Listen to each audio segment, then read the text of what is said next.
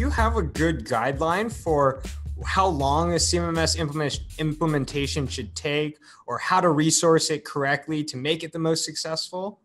So there's a variety of things that go into that. How many assets, how many spare parts, how many people, how many PMs, all those will go into it.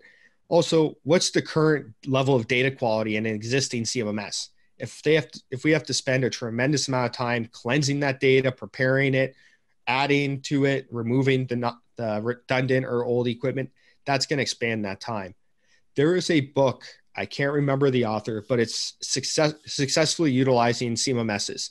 And if you go into that book, it actually highlights roughly how much time it's going to take to perform each task. That way you can kind of work backwards from when do you want to go live and build your project plan accordingly. Absolutely. It's kind of interesting as a, maintenance scheduler and planner. You also have to schedule implementation, training, and integration of a CMMS as part of your planning and scheduling, as that maintenance planner and scheduler, right? Absolutely. And you touched on another piece there that triggered something, is that training. One of the things I see a lot of organizations do is they'll train all their employees on the new CMMS. The go live date is 3 months from that point.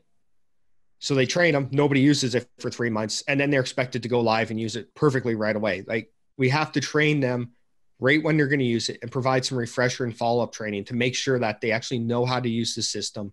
It's working with our business processes and those sorts of things.